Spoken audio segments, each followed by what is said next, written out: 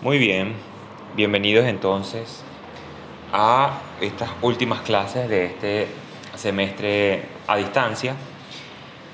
Como sabrán, el profesor está enfermo desde hace bastante, ya debe tener su tercera semana y bueno, no está disponible, no está en condiciones de poder dictar o terminar de dictar este seminario. De por sí, el convenio cuando empezamos el seminario es que yo dictara algunas clases. Y bueno, vamos a ver si empezamos si yo tomo el resto del seminario. No sé hasta qué fecha tenemos clase. Pero bueno, cuenten conmigo en cualquier disposición. En el correo electrónico acabo de mandar una bibliografía que les puede ayudar bastante sobre republicanismo en general y en Maquiavelo. Hoy lo que nosotros vamos a ver es Maquiavelo, la República y el republicanismo. En general quizás es el republicanismo de Maquiavelo, pero ya el republicanismo de Maquiavelo es un problema. Entonces empecemos. No sé si alguien más está, si todos me están escuchando, si estamos bien. No sé si falta alguien más, sino que vayan entrando, no hay ningún problema. Tenemos 12 minutos desde que empezamos. Pues bueno, entonces empecemos. Bien, republicanismo o republicanismo en Maquiavelo. Pues bien, republicanismo en Maquiavelo no es posible, es un término, es un oxímoron, porque república, o mejor dicho, republicanismo es un término que viene a posteriori de lo que vivió Maquiavelo, ¿sí? De la época de Maquiavelo, del Renacimiento en general, ¿no? Quizás Maquiavelo es uno de los teóricos de la República, es uno de los teóricos sobre la filosofía o teorizó sobre la República, hizo filosofía sobre la República. No es un defensor de la República, ni, por supuesto, es republicanista o republicano, en ningún sentido. Entonces, esto nos lleva primero a tratar de tejer unos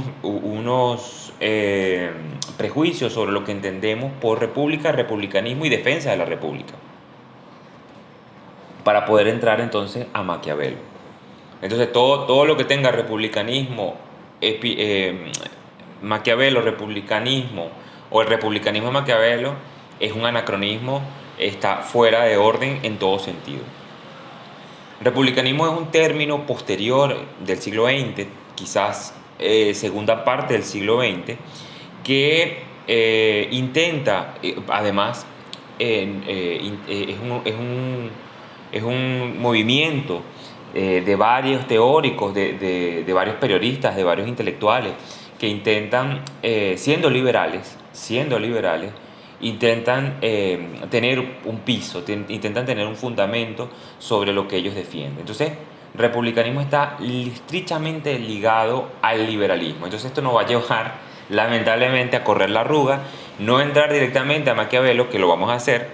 Voy a tratar de hacer este giro, este largo recorrido, lo voy a tratar de hacer lo más breve posible, para poder explicar por qué el republicanismo se sostiene en el liberalismo, pero el liberalismo no es ni republicanismo, ni la defensa de o la defensa de la república, más no qué es la república y cuáles son sus fundamentos.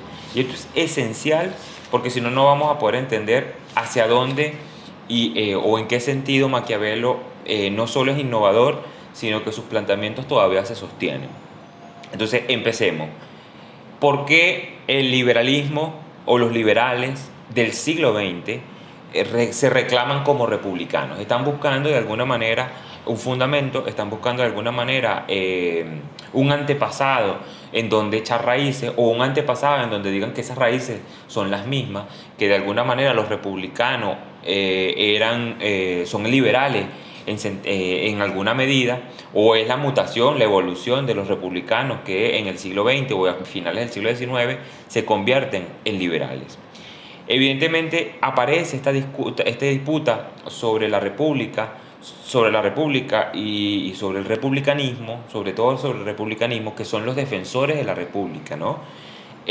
a partir de una crisis de representatividad y legitimidad de las democracias liberales. Todas las democracias liberales, nosotros estamos viendo ya el final de esta crisis. Bienvenidos a los que han llegado, estamos empezando, tenemos 4 minutos que hemos empezado, en el chat hay unos textos, los volveremos a enviar, unos links para acercarse a unos textos. Entonces, continúo. La crisis de representatividad y legitimidad que tienen las democracias liberales, lo que nosotros entendemos por democracia liberal, es decir, estos estados-nación del siglo XX, que nacen después de la guerra o antes de la guerra, en los movimientos independentistas en América, en Europa, gracias a la colonia, empiezan a tener crisis, además por el modelo liberal, que el modelo liberal tiene intrínseco sustituir la figura del ciudadano y introducir una figura de un cliente, de un consumidor, y transmutar estas virtudes ciudadanas, que yo me imagino que ya medio las conocen, transmutarlas por las virtudes institucionales, que en el fondo virtudes institucionales nos habla del buen funcionario, el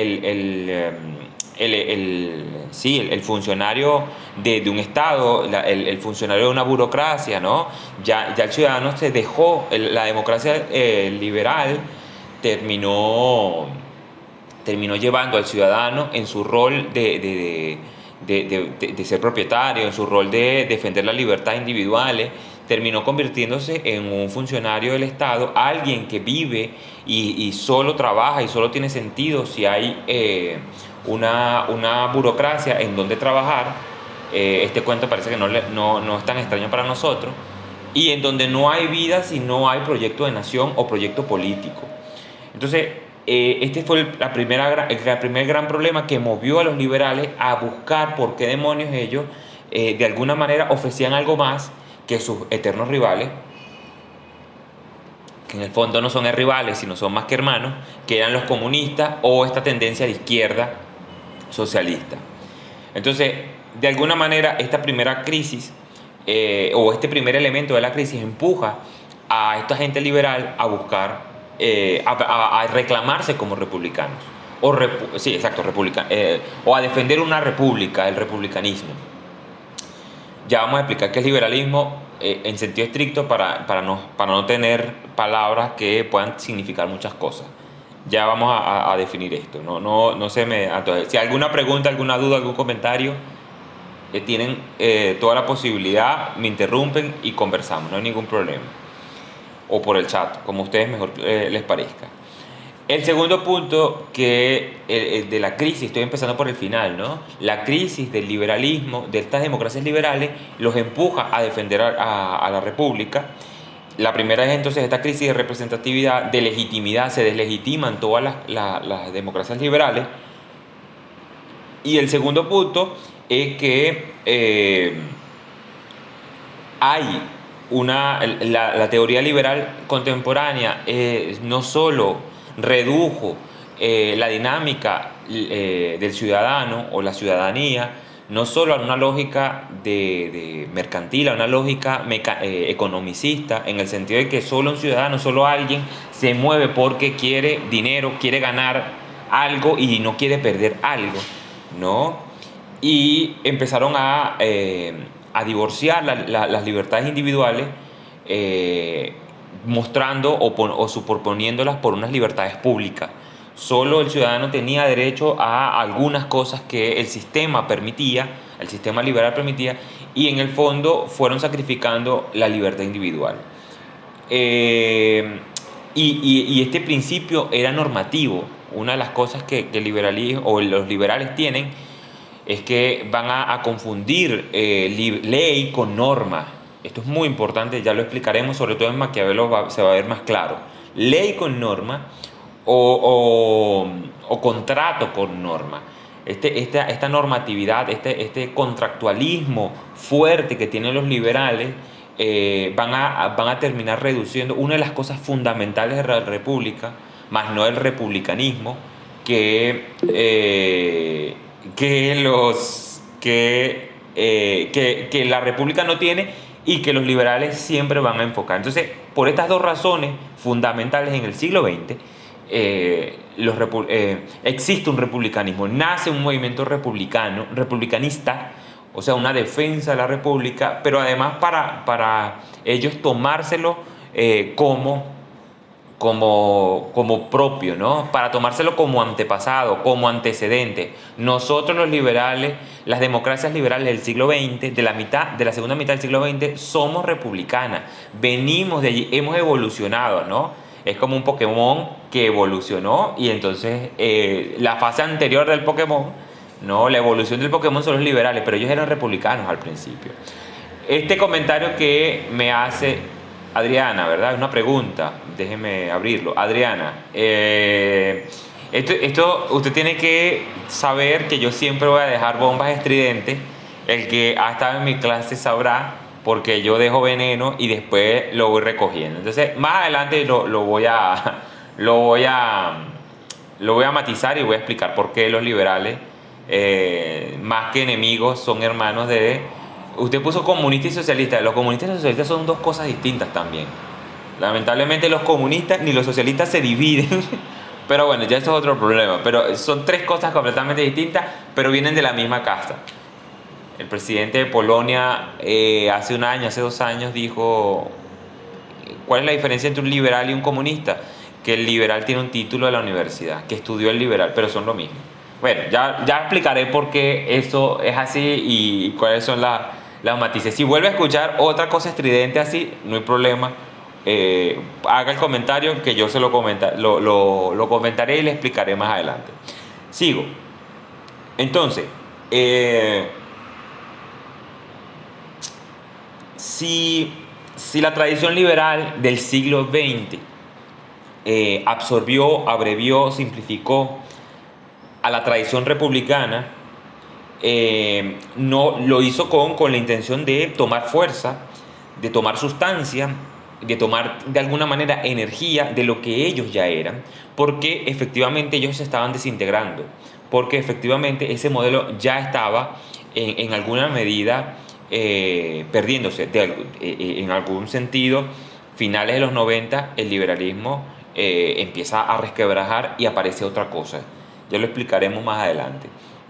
En todo caso, esta absorción, esta abreviatura y esta simplificación de la república, de la teoría de la república, de lo que es la república, no es ni buena ni mala en ningún sentido, no es una maldad, es algo que se hace en política reiteradas veces, en donde cuando no hay en algún sentido fundamento, cuando el porvenir se oscurece, pues bueno, volteamos hacia atrás y vemos qué es lo que hay, qué me puede servir para empezar a crear un piso para dónde seguir yo moviéndome en el presente.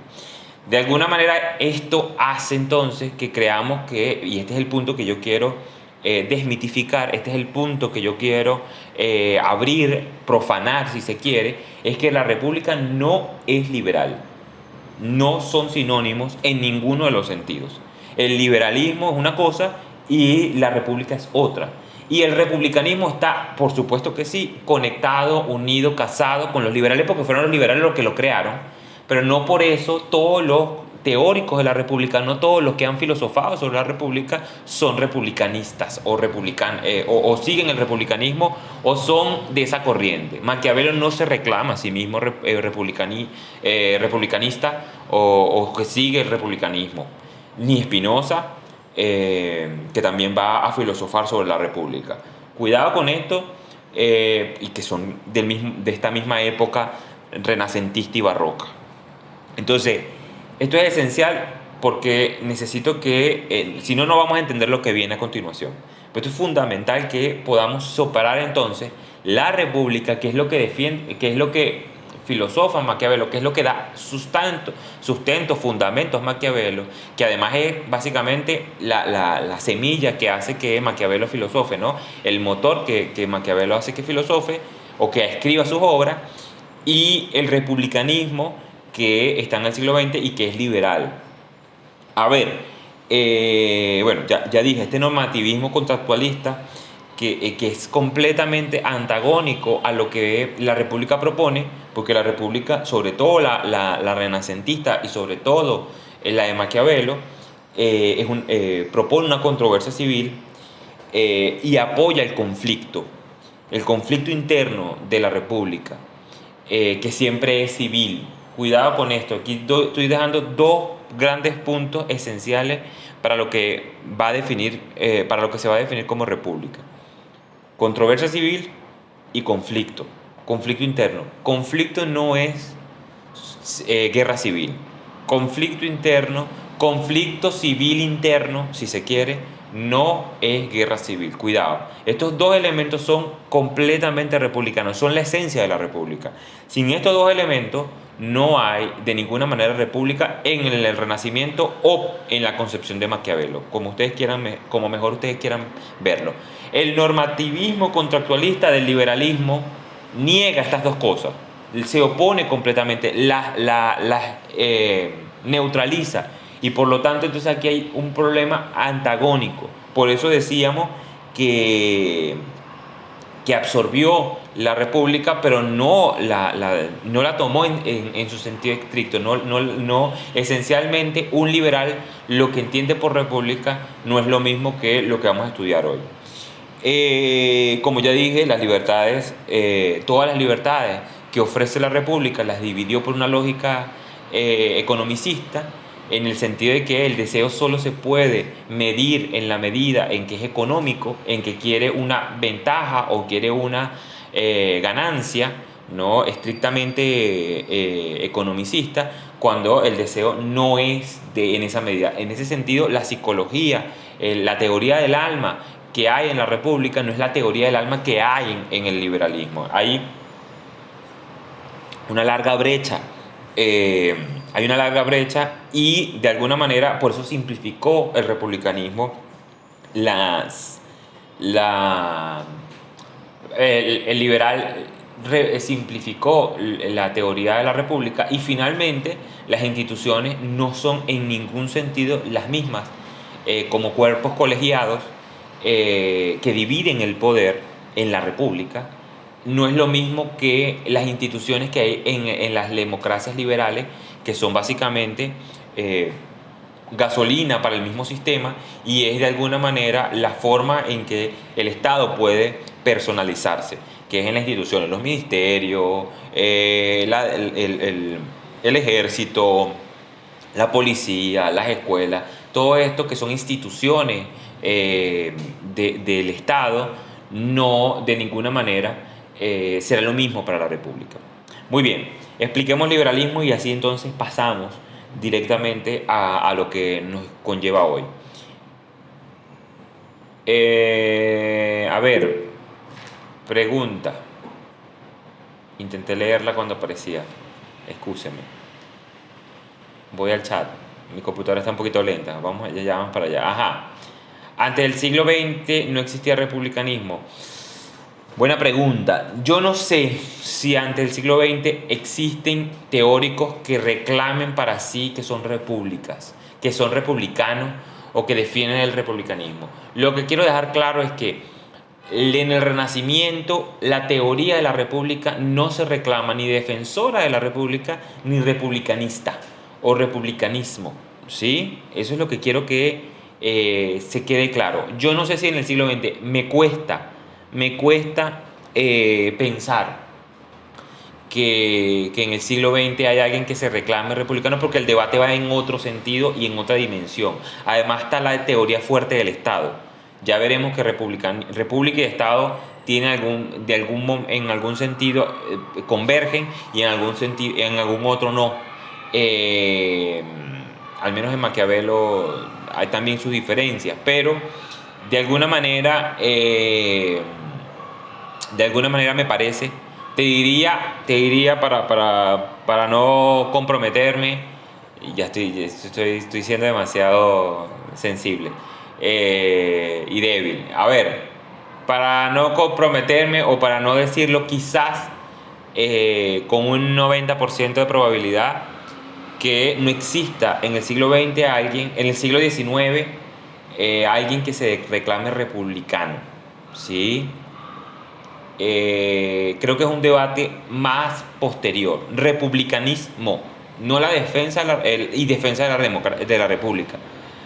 Sobre la teoría de la república es otra cosa, estamos hablando en otros términos. Pero si su pregunta va por ahí, sí, diría que como un 90%, un quizás, para matizarlo, no hay un republicanismo antes del siglo XX. Seguimos. Entonces, liberalismo. ¿Por qué digo que el liberalismo, bueno, ya he dicho por qué el liberalismo se hace republicanista o republicanismo, y ahora defino liberalismo. Liberalismo no es una doctrina homogénea, primero que nada, así como capitalismo.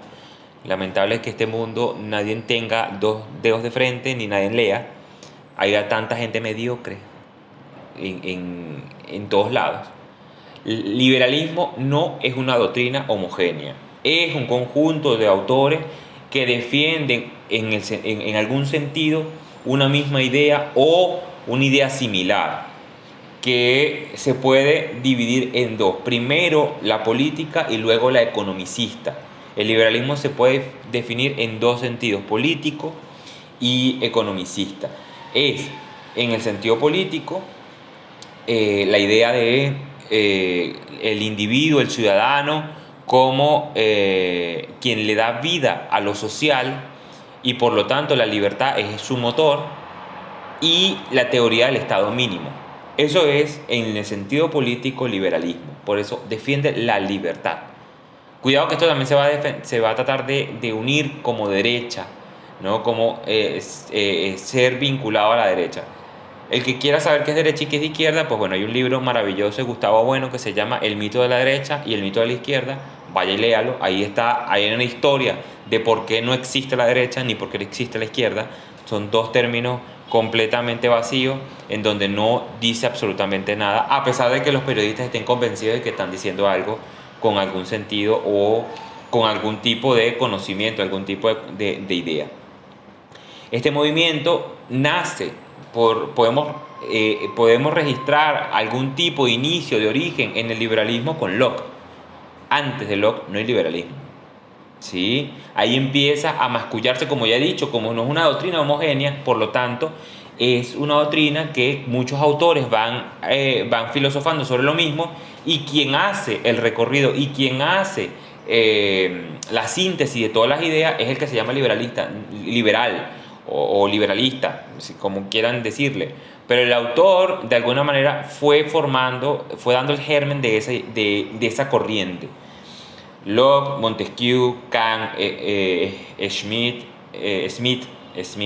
el británico, Humboldt, Constant, Stuart Mill y Tocqueville son varios de los que van amasando esta idea del liberalismo.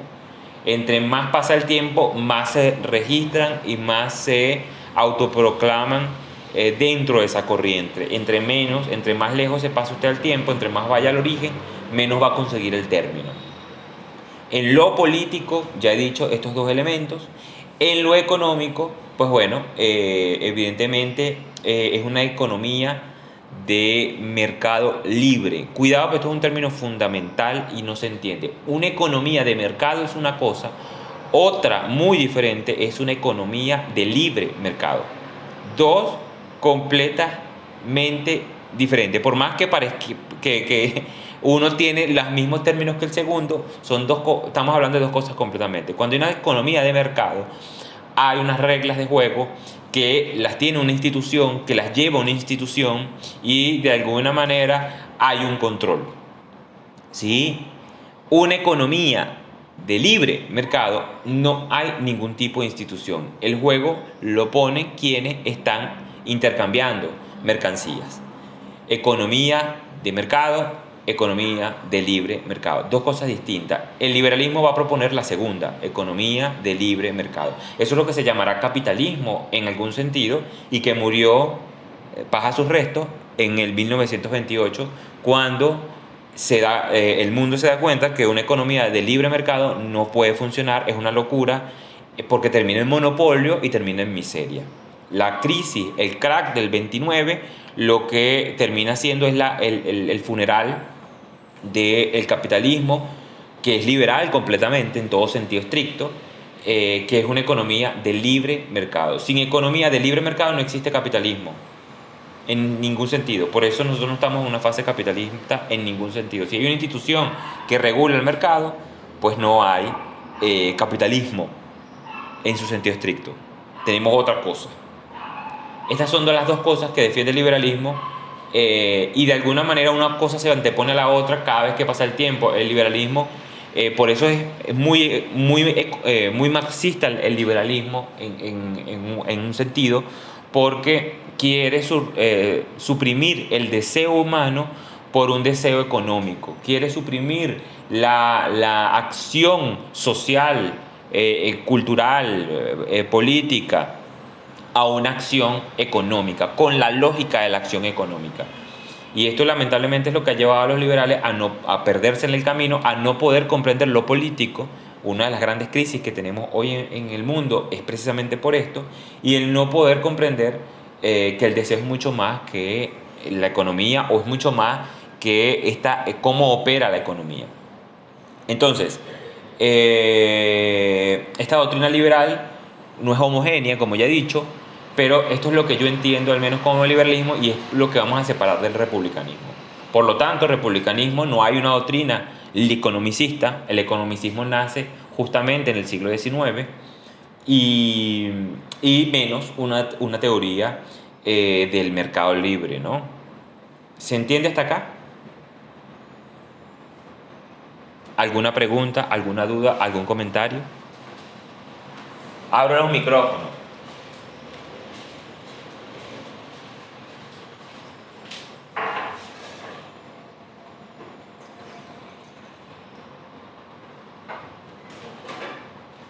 Ah, yo estoy solo. Ah, comprendo. Con razón nadie me había interrumpido. Qué bien. Qué bien, qué bien, qué bien.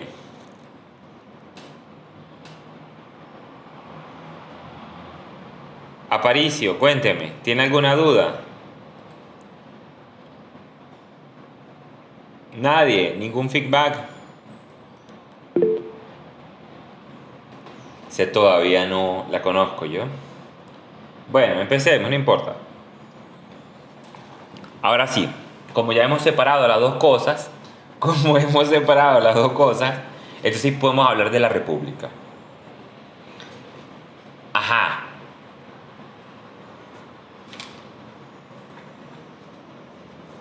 Esa pregunta es retórica, ¿no? Ya lo vamos a ver. ¿Cuál es la otra? Bueno, lo que vamos a ver en este instante. Es lo que vamos a ver en este instante. Esta es una de las esencias de la República según Maquiavelo, en la época renacentista. Empecemos con República. A ver, evidentemente, República es un término sumamente que tiene una sinonimia, ¿no? Que tiene muchísimas significaciones, y que lamentablemente entonces se nos pierde de vista. Nosotros que estamos en filosofía, nosotros que somos estudiantes atentos de filosofía, pues efectivamente tenemos que empezar a hacer un trabajo de genealogía, un trabajo de ir a rastrear de dónde aparece este término, y por qué aparece, y exacto, polisémico, en sentido literario. La sinonimia, si no ha visto Aristóteles, bueno, cuando vea Aristóteles verá por qué hablo de sinonimia en el sentido sustancial del término, no por la palabra, ¿no? Sinonimia refiere a la realidad o a la naturaleza de la cosa, y no a la naturaleza de la palabra, ¿sí? República sigue siendo en todos los términos. Si usted va a cualquier idioma, república seguirá siendo república. Está en ruso, se escribe república de la misma manera. Ahora no significa lo mismo, no tiene una realidad, además tiene una realidad distinta. A eso me refiero con sinonimia y no homonimia. La homonimia es que la palabra o la realidad de la cosa es la misma siempre, ¿sí? Para Aristóteles, existe homonimia y sinonimia. Ya veremos, o ya lo verá cuando vea Aristóteles. Pero sí, también polisémico también sirve, pero polisémico habla de la palabra. Y en algún sentido no es la palabra lo que estamos discutiendo, sino la naturaleza de la cosa. Entonces, si bien es cierto, es la misma palabra, pero con diferentes significados, nos lleva efectivamente a buscar un rastreo del concepto, un rastreo de la realidad, porque además no es una cosa, esta república no es una palabra cualquiera más, no es alma, no es mente, no es una palabra, no es amor, que cada quien puede de alguna manera sentir, significar, tener una realidad distinta. Qué sé yo, un niño en África, en cualquiera de cualquiera de estos países africanos donde ponen a los niños de esclavos y trabajan en minas, pues no sabrá qué demonios es el amor. Quién sabe si hablarán. Y si hablan, bueno, la realidad, la palabra amor no significará en absoluto, qué sé yo. Pensarán que es lo que siente cuando consiguen un mineral, cuando trabajan en una mina, ¿no? Hay una realidad distinta por más que la palabra signifique otra cosa. Pero república parece estar siempre anclada a lo mismo. Es una realidad que parece llevarnos a un mismo sitio, ¿sí? Y es absolutamente falso, evidentemente, ¿no? Entonces, esto es muy importante porque esto ya nos da un clic, esto ya nos quiebra la misma idea de creer que podemos hablar de lo mismo hablando de república. Nosotros en filosofía el primer contacto con la república evidentemente lo tenemos en el primer semestre cuando vemos el libro de Platón. Y el libro de Platón se traduce por república, una traducción pésima, espantosa, no tiene ni idea. Quien tradujo Politeia a república, pues bueno, no tiene ni más mínimo sentido. De alguna manera ustedes tienen que tener ya algún tipo de matiz de por qué digo esto, porque ya han visto la democracia ateniense, porque ya han visto de alguna manera cómo se va gestando la democracia, cómo se va gestando los estados y las repúblicas, y una polis no es en ningún sentido una república, en ningún sentido. Es una traducción espantosa. De alguna manera hay que entender al traductor, que además es una traducción muy vieja. Creo que la primera persona que pasa del latín, del griego al latín, esta obra Politeia, y la traduce como república, es en el Renacimiento, es en 1400, ¿sí? En 1300 debe ser la primera traducción del griego al latín de Platón. Ustedes saben que Platón se perdió, ¿no? O sea, saben que del 700 después de Cristo hasta 1400 Platón no existía en Europa, ¿sí? O sea, se murió. Alguna gente citaba a Platón, pero los textos, en sentido estricto, tener el texto al frente, nadie lo tenía. Y lo que tenían por Platón era ir a San Agustín. Lo mismo que Aristóteles. Bueno, Aristóteles, yo creo que ya se sabe ese cuento también. Aristóteles murió, pero desde el siglo siguiente, ¿no? Aristóteles muere, pasa un siglo y después se desaparece. No existen los textos de Aristóteles en ninguna parte. Sabíamos que existía un Aristóteles que había escrito unos libros por alguna cita, por alguna cosa, pero Aristóteles, los textos de Aristóteles se perdieron por completo y aparecen para la época de Santo Tomás gracias a los árabes, ¿no?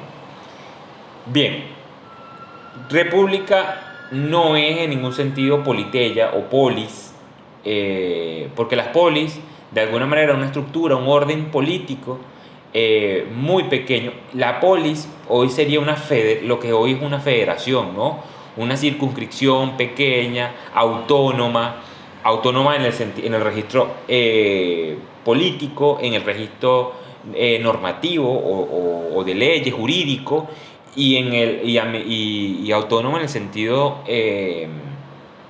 económico, en el sentido de que ellos con lo que producen pueden alimentarse, ¿no? Esto es lo que significa de alguna manera polis.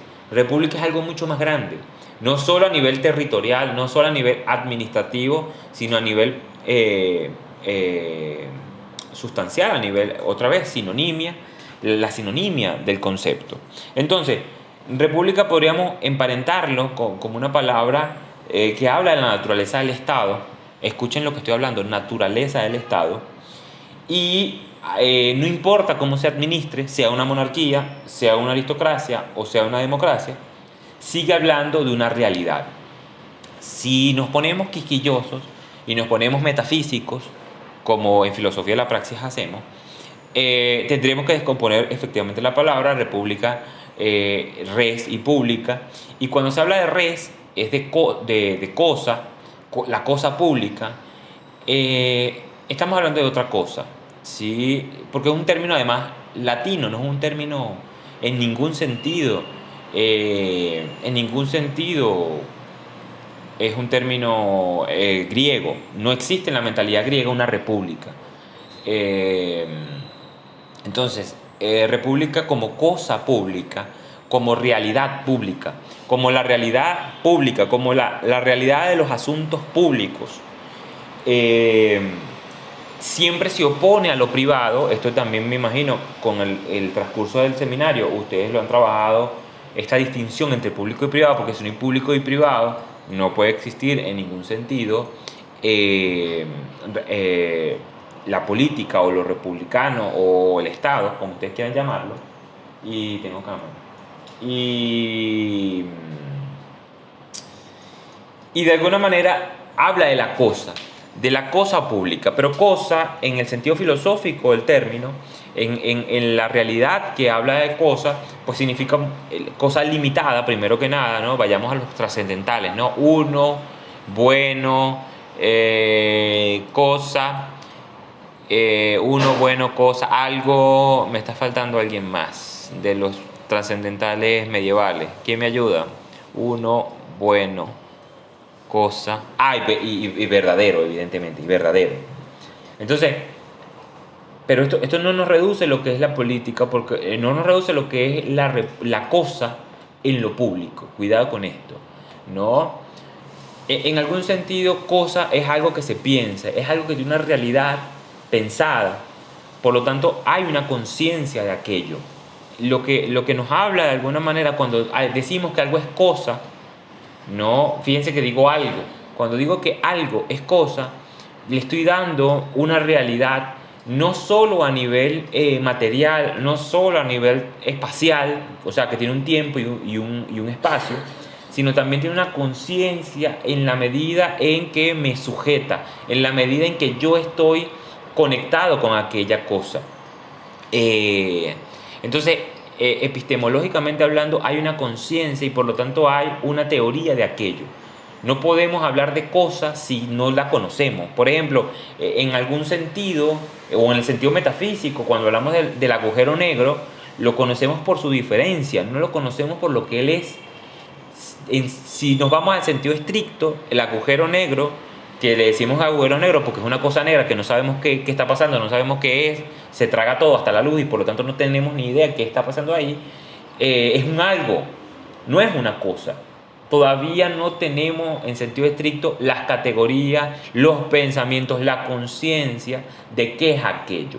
Entonces, esto es esencial porque esto se pierde. Bueno, hay mucha mediocridad también en los políticos y en los politólogos, ¿no? Que no pueden rastrear este elemento fundamental metafísico. Es que la cosa pública es una realidad que no es nada más material, que no nada más se expresa en la plaza, en las leyes, en los policías, en los militares, ¿no? Siempre vamos a ver,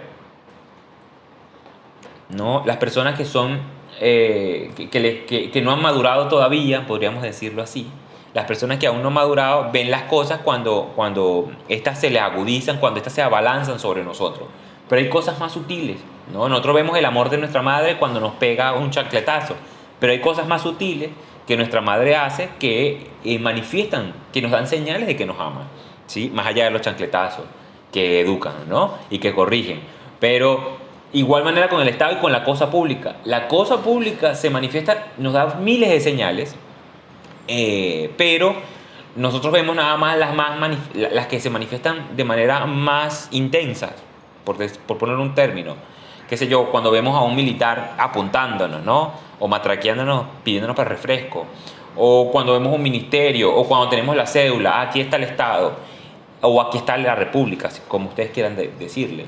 Eh, entonces, a ver, hay que ser un poquito más agudo, hay que ir un poco más allá, y en ese sentido Cosa habla de esto. Hay una república en el sentido de que es una cosa material, una realidad espacio-temporal, pero es una realidad también de la mente, una realidad también de los conceptos. Hay una conciencia de un orden, aquí está el punto clave. La república siempre habla o siempre nos implica un orden político para permitir la dinámica social. Hay una naturaleza de lo político porque hay conciencia de que hay un ordenamiento, y el ordenamiento no se expresa solamente con las leyes o con los policías, sino también, y aquí está el punto que hay que rescatar, porque nos ha permitido ser lo que somos acá, ser lo que somos hoy. ¿Sí? Yo siempre voy a poner el ejemplo, esto lo hablo cuando doy clases de Spinoza, sobre todo de derecho spinociano. Usted tiene derecho a ir a un hospital y, según Spinoza, y abrirle y sacarle los órganos a un niño recién nacido. ¿Sí? Tiene derecho porque lo puede hacer, según Spinoza.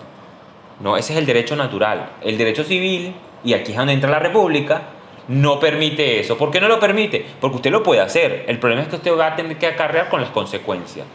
Ser responsable de las consecuencias. Entonces, lo que permite que un niño en la sala de incubación, cuando existían salas de incubación en Venezuela, o en los hospitales en Venezuela, no venga una persona con un bisturí y le quite el riñón y lo venda, es un Estado, es la naturaleza de una república.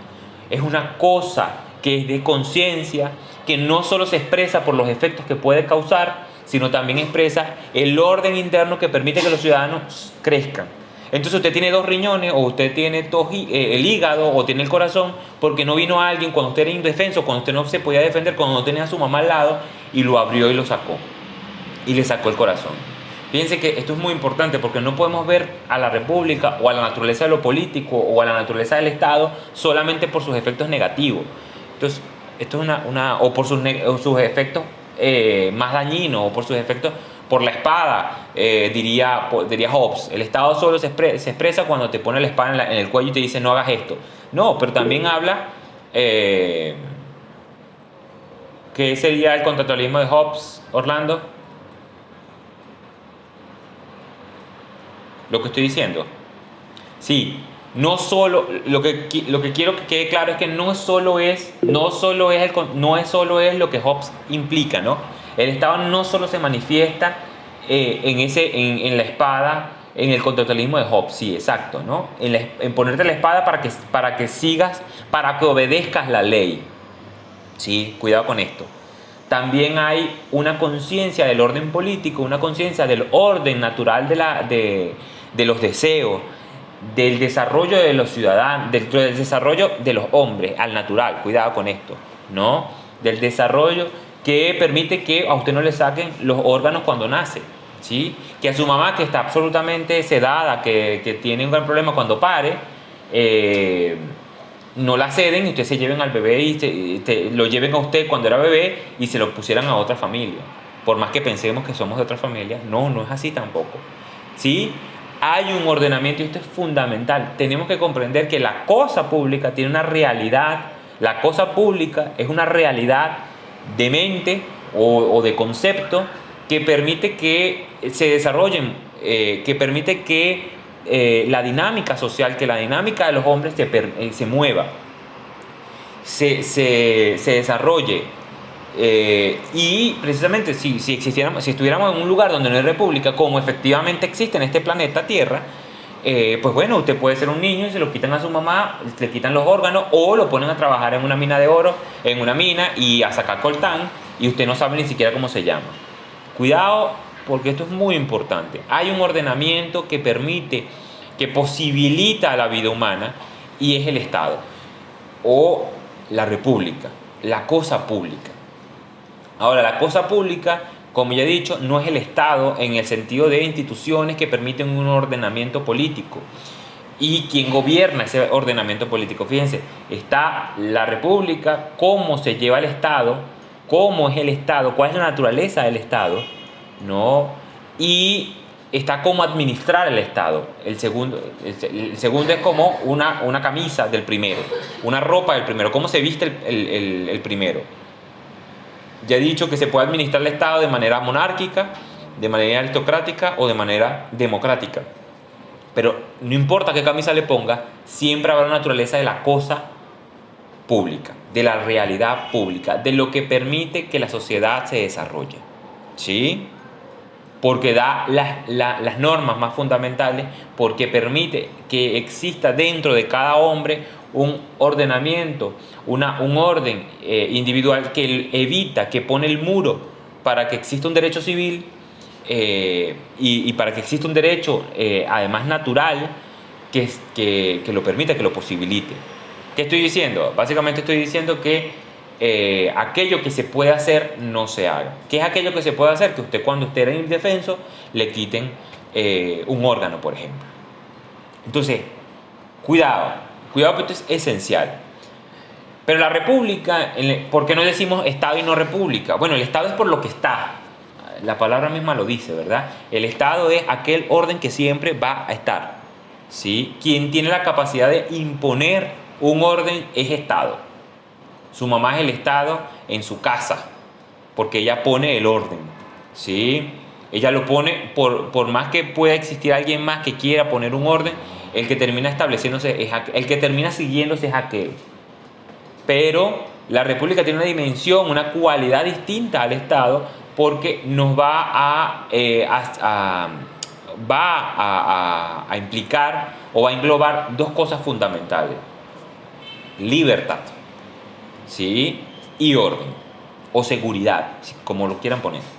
Entonces, a ver, hasta aquí, la cosa pública, la realidad pública, que es una realidad de concepto y material, que se expresa de muchas maneras, se expresa en el derecho civil, en el derecho individual, en las prohibiciones que son internas de cada hombre, para no ir, por más que yo tenga necesidad de dinero, no voy a quitarle el órgano a mis hijos o voy a vender a mi hijo, ¿no? Y las manifestaciones o las señales más claras del Estado, que es la policía, que es la policía, que son los ministerios, que son los militares, ¿sí? Que son las líneas territoriales, si se quiere, que es la cédula. Todas esas manifestaciones externas del Estado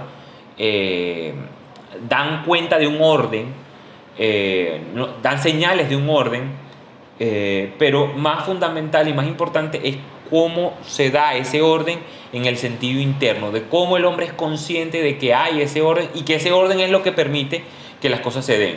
Cuidado, porque Estado, por ejemplo, no es igual a cultura.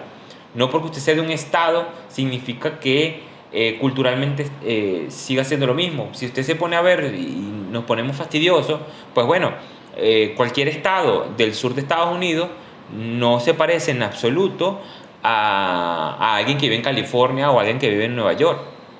Entonces, la cultura, la forma en cómo se mueve, incluso hasta el idioma, podríamos decir, el dialecto. No se habla el mismo inglés en un pueblito al sur de Texas o al sur de Arizona que en California, ni en Nueva York, ¿sí? Casi que podríamos decir que son personas completamente distintas. Fíjense, nosotros en Venezuela territorialmente no tenemos una gran diferencia, a pesar de que hay algunas cosas, casi todo el territorio tiene los mismos genes, la misma apariencia y se comporta de casi la misma manera. Bien, entonces el Estado, no estamos hablando del genotipo de la persona, no estamos hablando de la forma de ser, de la cultura, del lenguaje, de lo que defiende espiritualmente una persona, ni la religión de una persona, sino el orden que permite que esa persona pueda escoger una nacionalidad, un genotipo, una religión. Es un estadio anterior, es una realidad anterior.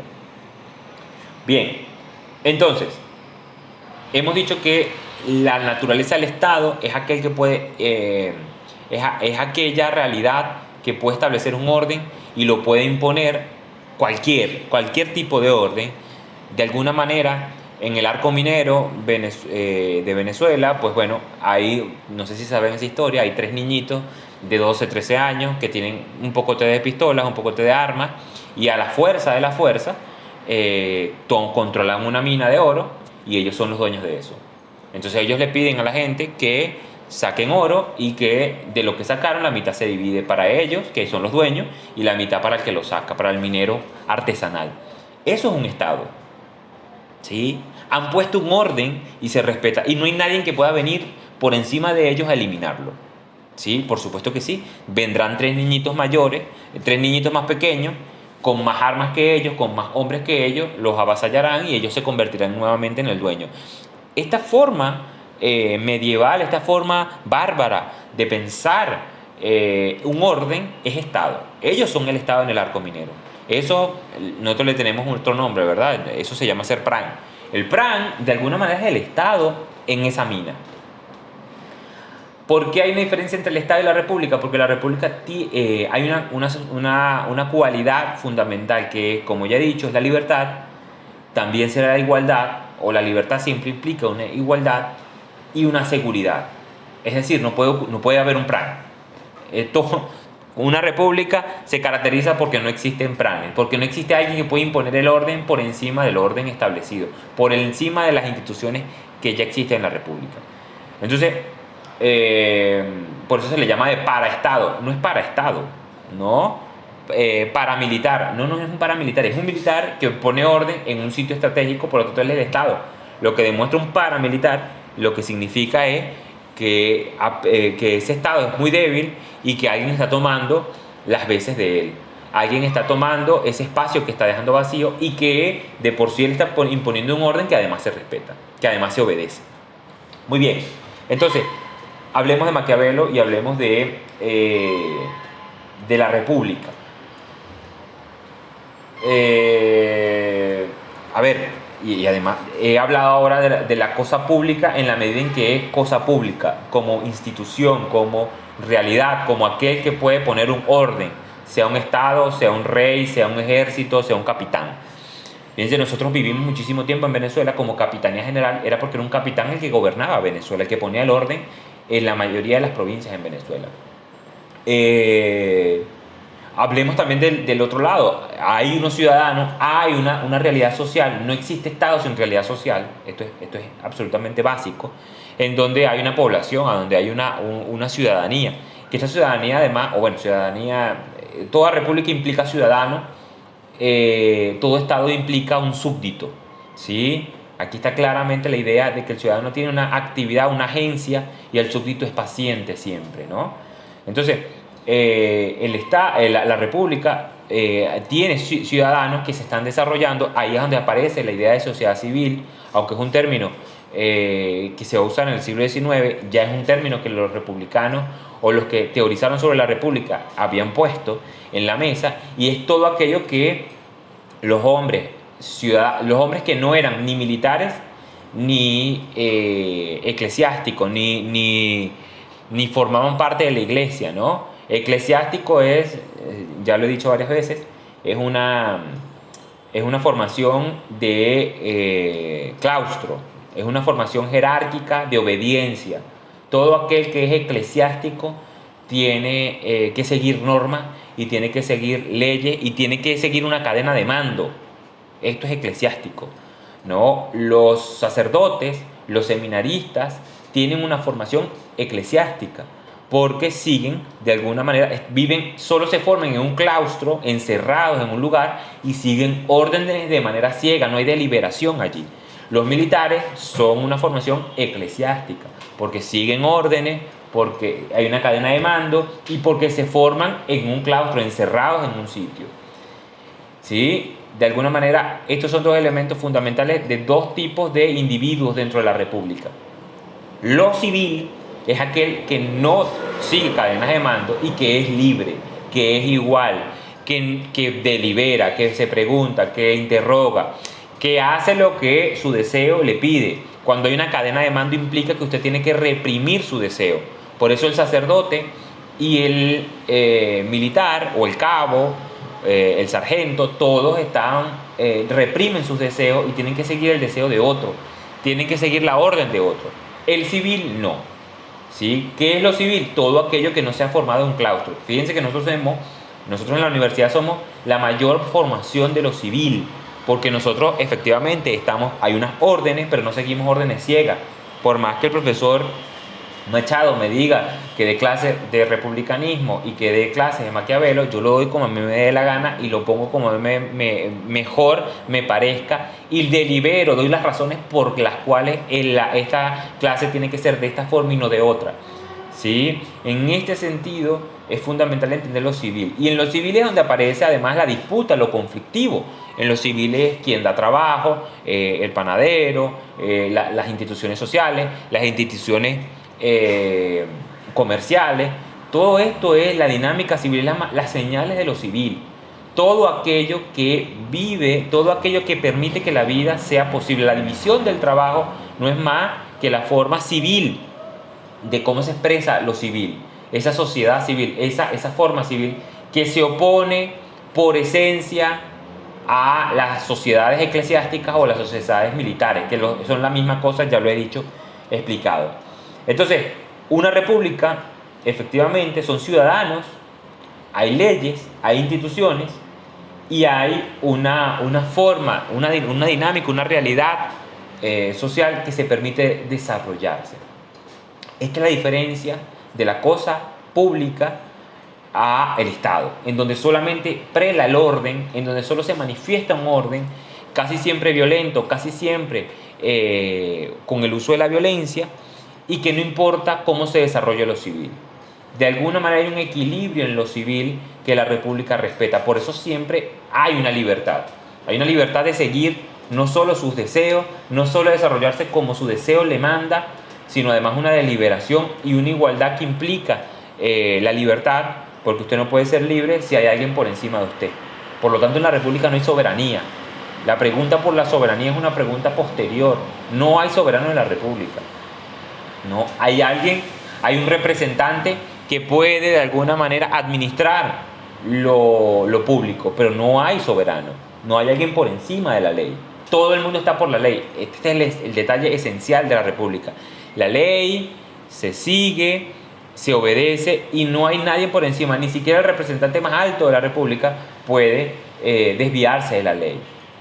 Y de alguna manera esto implica que todos somos iguales, en todo sentido. En el sentido de la ley, por supuesto.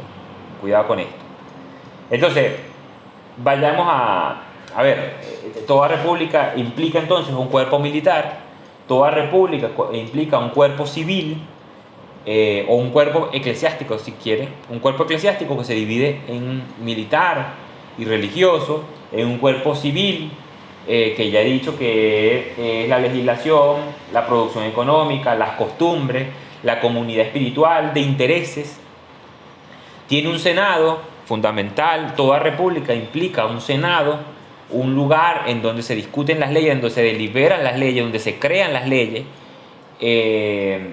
y de alguna manera, casi siempre, hay una identidad nacional para poder mantener una república. Esta identidad nacional no implica la forma racial de cada individuo, pero sí hay una idea de proyecto de nación, una idea de proyecto de que la república no se sostiene nada más por las leyes, sino porque hay de algún sentido un proyecto que lleva, hay un telos que va moviendo a la población, a la ciudadanía, a lo que se va a llamar pueblo, si se quiere. No se opone a monarquía. Hay repúblicas monárquicas. No, en absoluto. La monarquía es posible dentro de la república. La república, y este es uno de los grandes problemas de la república, se junta con lo que sea. La república puede juntarse con lo que le dé la gana. Usted le puede mezclar, le puede echar caraota, chigüí, mondongo, y igualito va a seguir sabiendo algo. Igualito se puede seguir comiendo, ¿no? Este es el problema con la república. Sí, hay repúblicas que tienen monarquías, que tienen un rey, y en absoluto pierde la libertad y la igualdad, que son los dos puntos esenciales, y la seguridad. Una monarquía que permita la libertad, la seguridad y la igualdad es república, por más que tenga un rey. Si el rey, hay una constitución que tiene que respetar el rey, por lo tanto entonces esa monarquía es república completamente, ¿no? Quizás se opone completamente a despotismo, a tiranía. Si hay tiranía no hay república, ahí sí podríamos, eso sí, se opone completamente a al despotismo, a creerse que la república, que las cosas públicas son propias. Despotés es una palabra griega que significa dueño, el dueño de algo. El que se cree dueño de lo público es un déspota. Entonces, por lo tanto, evidentemente, y al totalitarismo completamente. No, la forma de gobierno, no importa la forma de gobierno que se le ponga a la república tiene un elemento, eso es lo que quiero decir. Cuidado con esto. El gobierno mixto, no, el gobierno puede ser el que quiera, pero la república seguirá estando. Pasan los gobiernos, pero la república se va a seguir sosteniendo. Esto es lo que quiero decir, ¿sí? Vayamos al punto, entonces. Pueden haber monarquías constitucionales, eso es una república. Puede haber repúblicas parlamentarias, eso es una república, en donde el parlamento es quien gobierna. Casi toda Europa son repúblicas parlamentarias, ¿no? En el sentido de que el parlamento es quien es el órgano superior y hay un jefe de Estado y un canciller, hay un primer ministro que lo elige el parlamento, que ni siquiera es por votación directa, y que él es el que gobierna. Pero el parlamento sigue teniendo el control del Estado. Es una república parlamentaria. Hay repúblicas presidencialistas, que es como las nuestras, en donde el presidente es el jefe del Estado, pero también controla de algún sentido o tiene un poder mayor que el parlamento.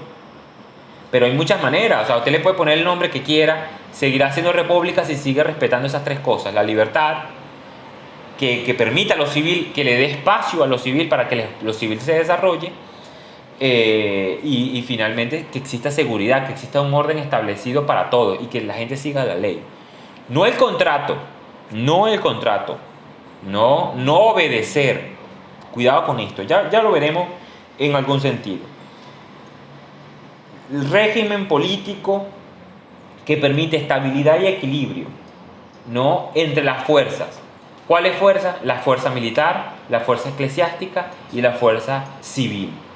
Cuando existe un equilibrio y estabilidad entre estas tres fuerzas, hay una república. Eso es lo que quiero decir en el Renacimiento, que eso es lo que quiero decir, lo que se entiende república hasta el Renacimiento. Y después del Renacimiento también, hasta que la teoría del Estado se impone, ¿no? Lo que efectivamente, y esto es una palabra además, un hecho, una realidad romana. La república es el imperio romano, lo que Roma creó como imperio, ya lo veremos con Maquiavelo.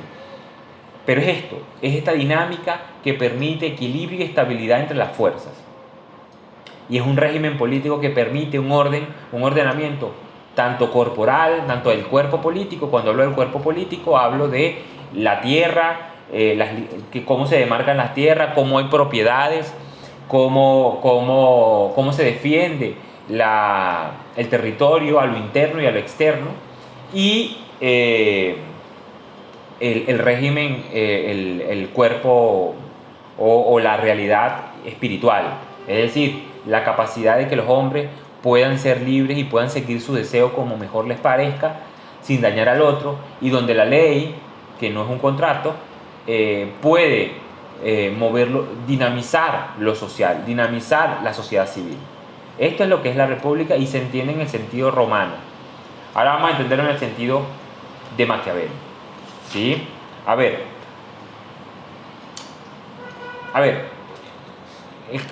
vamos a ponerlo en este sentido. La forma feudal de gobernar no es una república. ¿Cómo es la forma feudal de gobernar? Hay dos clases, eminentemente. Una clase militar y una clase que gobierna, comparte el gobierno con una clase eclesiástica, y una plebe que solo gobierna, que solo es dominada y que solo trabaja para la primera clase. Básicamente, esta forma feudal de trabajar la tierra también traducía una forma política, un régimen político de ser. El régimen feudal, como ya he dicho, es alguien que gobierna, un militar que gobierna, que es dueño de todas las cosas y que domina a la plebe, a la gente de a pie. No hay ciudadano, hay plebe, que además casi que es dueña de, del trabajo que hace, pero no de la tierra, ni de lo que la tierra da. Entonces, de alguna manera, casi que es propiedad del señor feudal. El feudalismo es la oposición más clara a la república, a la institución republicana, a la forma en cómo la república se procede. Hay una frase maravillosa de Maquiavelo que es vivere libere. El vivere libere es lo que traduce una república. Una república es república en la medida en que hay un vivir libre, en una capacidad que tiene cada hombre de ser lo que mejor le parece, de seguir su deseo y de respetar las leyes, de respetar ese orden público, porque el orden público es lo que lo ha permitido que él viva libre. Esta realidad es fundamental para la república, para la idea de república. Si no hay un vivir libre, no hay en ningún sentido república, ¿sí?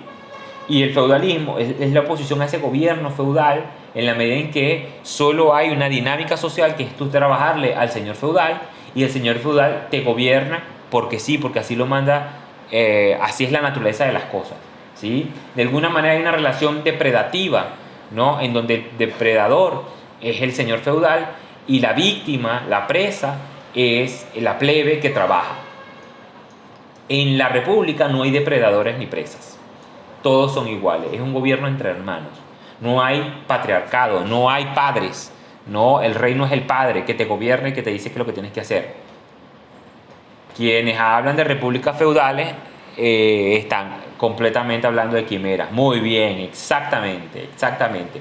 Es un oxímoron. República no puede unirse a feudalismo, porque feudalismo es una forma económica de trabajar la tierra y una forma política que habla de dominación. En la república no hay dominación, no hay dominantes, ¿sí? No hay nominadores. Perfecto. Hablemos de Maquiavelo entonces. Centrémonos ahora sí en Maquiavelo. Llevamos 1 hora 64.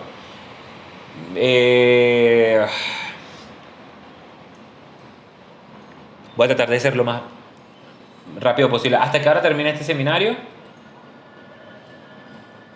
¿A qué hora termina la clase? ¿Aló?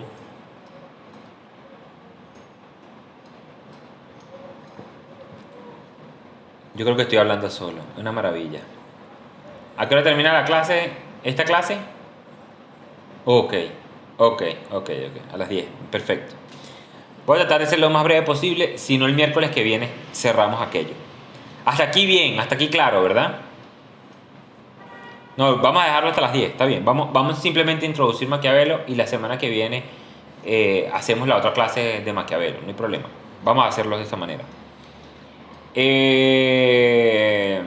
Me quedan entonces 12 minutos para introducir simplemente a Maquiavelo. Bien, la república en Maquiavelo es otro término, es otra cosa. Va a seguir lo mismo, va a tratar de hacer una genealogía de la república en Roma. En su mayor libro es el que acabo de pasar, que es el libro de que es el libro, borré el libro, qué maravilla, que es el libro de la primera época de Tito Livio, en donde Maquiavelo intenta vender que su libro es un libro de historia, primero que nada, ¿no? Cosa tan maquiavélica. Y segundo, hace que intenta hacer un rastreo de Roma. Este es el libro que estoy hablando. En el get, en el archivo, cuando le dan al link get, que es conseguir, descargan el libro. Eso es lo que vamos a leer en la clase que viene. Entonces, este libro es un rastreo genealógico de qué demonios es la república para un hombre del Renacimiento, para un hombre de 1400, que empieza a vivir, que empieza a ver que la realidad política, que la cosa pública es un fracaso, que hay una ruina muy grande, que las cosas no se permiten el desarrollo de lo social y que de alguna manera no hay libertad. Entonces, los renacentistas, que de alguna manera son hombres que quieren renacer la naturaleza humana, empiezan a darse cuenta que la idea de república se ha perdido por completo y hay que rescatarla. Tienen una cosa pasada, antigua, que está en ruina, tienen que ir a hacer arqueología, ¿no? Maquiavelo tiene que ir a hacer arqueología de Roma, ¿no? Tito Livio, que es un senador de Roma, que enseña, que da cátedra en el Senado de Roma, se pierden esos textos. Esos textos no existen para nosotros. Ahorita se consiguieron algunos papiros y alguna cosa de Tito Livio, pero en la época de Maquiavelo eso no existía. Se escuchaba de alguna manera el vestigio de que aquel había sido un tipo, un filósofo, un senador. Sí, sirve cualquiera, que había sido un senador grande de Roma, que había permitido que Roma se convirtiera en una época dorada de república, pero que eso ya no existe, que no es una realidad, que es un vestigio, que es una imagen que queda allá lejos.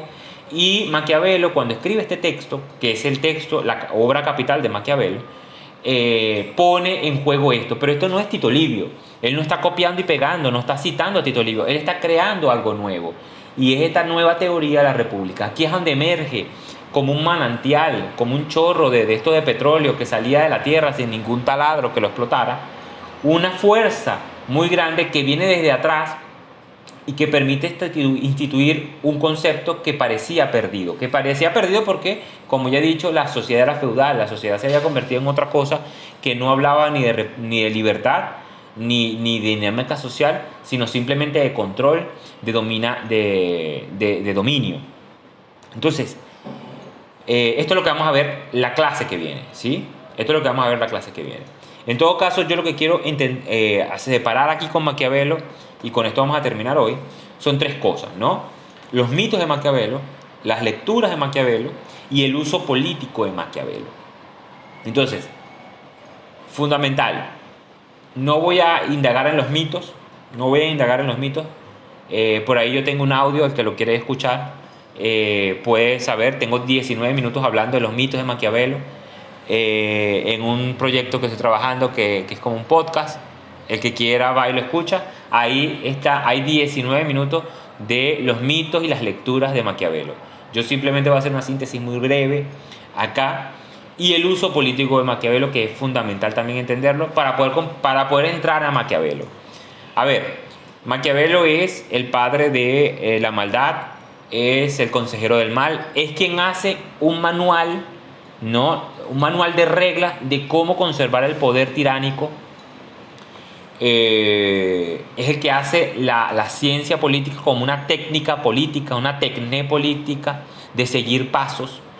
Y de alguna manera es el que ha separado la moral de la política. Todo esto es absolutamente falso. Pero la persona que todavía crea esto, que todavía pueda seguir defendiendo esto, no tiene ni idea de Maquiavelo. O sea, está loco. O sea, ni la persona más desentendida puede sostener esto. Es como decir que Nietzsche es nazi. O sea, ni la persona más idiota del mundo puede decir que Nietzsche es nazi. Eso es una lectura antigua del siglo XX, una lectura muy, muy retrasada de personas que nunca leyeron a Nietzsche y que, bueno, por mala prensa, por querer repetir lo que más decían que era nazi. De igual manera, Maquiavelo no es maquiavélico, Maquiavelo no es malo, no es el consejero del mal, nada de esto se sostiene. O sea, en la primera lectura sobre Maquiavelo, esto se viene. El bien justifica los medios. Nunca, en ninguna parte existe en la obra de Maquiavelo semejante frase. No, el que quiera o lo busca, tiene toda la obra de Maquiavelo a disposición, en latín, en italiano, en español, lo busca. No existe esa frase en Maquiavelo y el que lo sostenga no tiene ni idea, no ha leído nunca Maquiavelo. Esto es muy importante, muy importante. Hay un trabajo muy fuerte, sobre todo a finales de los 90 del siglo pasado, y todas estas 2 décadas de este siglo XXI, en donde se ha tratado a Maquiavelo de manera respetuosa, con una responsabilidad y con un trabajo hermenéutico serio, crítico, riguroso, y se ha podido empezar a constatar muchísimas cosas que habíamos perdido en Maquiavelo gracias a estas lecturas absolutamente mediocres, y que efectivamente confiesan que no han leído a Maquiavelo. Entonces, los mitos y las lecturas los mitos y las lecturas de Maquiavelo, hay que entenderlas y hay que separarlas de lo que la filosofía de Maquiavelo es. Esto es fundamental. No podemos acercarnos a Maquiavelo no podemos acercarnos a Maquiavelo sin este muro de contención de qué era el hombre, de qué decía el hombre. Y hay un uso político de Maquiavelo en la medida en que Maquiavelo es, de alguna manera, no solo el filósofo de la realpolitik, es decir, de hacer las cosas porque me place y no por principios, pero además el filósofo del mal, y algo muy importante que muy seguramente sé que ustedes no sabrán, pero que existe, que es el filósofo de la izquierda, ¿no? Que es una tradición materialista. Ya cuando hablemos de Maquiavelo vamos a poder comprender que Maquiavelo no es materialista, no existe materialismo en la época de Maquiavelo, y si existiera tampoco aceptaría semejante término. Y que de alguna manera es un pensador de izquierda, ¿no? Es un pensador de las personas que quieren el poder como quieran y quieren hacer daño a la sociedad, que hablan del poder como control. El que vio Ontología del Poder sabe que el poder no es control en ningún sentido. Maquiavelo no podría ser tan tonto para definir semejante cosa, definir el poder como control o como dominio. Y hay un uso político de Maquiavelo en la medida en que Maquiavelo de alguna manera es el representante de la izquierda, es representante de los regímenes militaristas, y algo más importante aún, que es el representante o el antecedente fundamental de la República de Italia. El que sabe de qué estoy hablando, pues estoy diciendo que la República de Italia, que nace en 1857, es un hecho meramente fascista. Italia como república, o cuando se llama República de Italia, si se quiere, cuando nace la República Italiana, nace a partir del triunfo del sur sobre el norte, en la península itálica, y aparece la República Italiana como un hecho meramente fascista, como un logro, como un objetivo de los fascistas. De alguna manera los fascistas se tomaron, por cierto, nuestro departamento de la praxis lamentablemente siguió esta lectura, en creer que de alguna manera Maquiavelo es el antecedente de esa república y por lo tanto Maquiavelo sería un fascista, sería un protofascista. Este uso político de Maquiavelo hay que descartarlo por completo, porque además que es absolutamente, filosóficamente hablando, yo demostraré esto, les demostraré por qué esto no es así. Pero hay que descartarlo porque no se sostiene ni en la filosofía ni en la historia, ¿no? En esas dos dimensiones o en esos dos registros podría yo entender por qué hay un uso político de Maquiavelo que además es tergiversado, que además es perverso y que además no se constata en la obra, en la letra de Maquiavelo ni en su espíritu, ¿sí? Bueno, vamos a darlo hasta acá. Ojalá se haya quedado claro. Tienen unos textos, puse unos textos, vamos a poner pausa.